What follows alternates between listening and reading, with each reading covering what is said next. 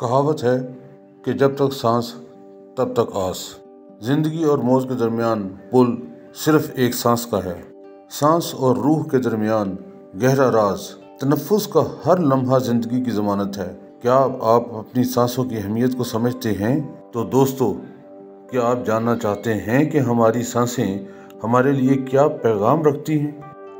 سانس کے ذریعے زندگی کو سمجھنا اور موت کا فلسفہ جاننا ہمارے لیے بہت ضروری ہے۔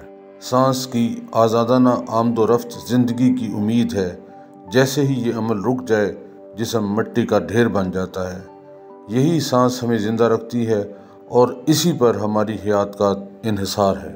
زندگی ایک کرشمہ ہے اور زندگی کا یہ کرشمہ پیدائش کے پہلے کمزور سانس سے شروع ہو کر موت کے آخری لمحے تک جاری رہتا ہے۔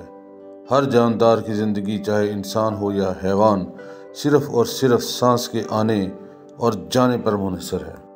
یہی سانس ہمیں زندہ رکھتی ہے اور اسی پر ہماری حیات کا انحصار ہے۔ سانس اور روح کے درمیان گہرا راز، کیا آپ اسے سمجھنے کے لیے تیار ہیں؟ اگر آپ اسے سمجھنے کے لیے تیار ہیں تو پھر ہماری اس ویلاگ کو بھی آپ نے آخر تک سننا ہے اور دیکھنا ہے، اور اس کے بعد اس سیریز کے جو آنے والی ویڈیوز ہے اس کے لیے بھی آپ کو متوجہ رہنا چاہیے۔ آپ یہ کوئی معمولی چیز نہیں سن رہے، آپ زندگی کی اور روح کی حقیقتوں کو جاننے کی کوشش کر رہے ہیں۔ دوستو، زندگی ایک مسلسل سانسوں کی کہانی ہے۔ جہاں سانس ہے وہاں امید ہے، جہاں سانسیں رک گئیں وہاں کہانی ختم۔ ہر جاندار کی زندگی کا تمام تر دار و مدار، خواہ وہ انسان ہو یا حیوان، سانس پر ہے۔ جب تک ہم سانس لیتے ہیں زندگی کی ڈور بندھی رہتی ہے۔ سانس کی روانی زندگی کی کہانی ہے۔ سانس کی روانی زندگی کی کہانی ہے، لیکن جیسے یہ سلسلہ رک جائے، جسم ایک بے جان مٹی کا ڈھیر بن جاتا ہے۔ سانس زندگی کا تحفہ، موت روح کی واپسی ہے۔ موت در حقیقت روح کا اپنے جسم مثالی کے ساتھ پرواز کرنا ہے۔ اس لمحے سے انسان کی زندگی کا نیا سفر یعنی عالم برزخ میں داخلہ شروع ہو جاتا ہے۔ موت، جب روح جسم کی قید سے آزاد ہو، اللہ تعالیٰ نے ہر جاندار کو ایک مخفی طاقت یعنی جان عطا فرمائی ہے۔ یہ جان ہی زندگی کا باعث ہے، لیکن انسان کو اس جان کے ساتھ ایک اور عطیہ ملا ہے، نفس ناطقہ، جو اسے اشرف المخلوقات بناتا ہے۔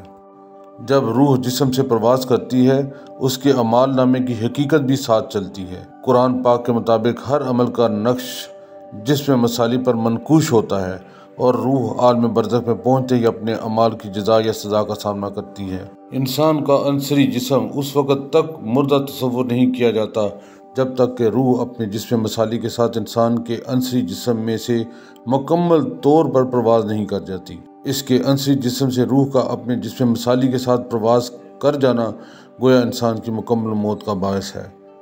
موت کے وقت ہر انسان کے جسم مثالی پر اس کا اعمال نامہ منقوش ہوتا ہے۔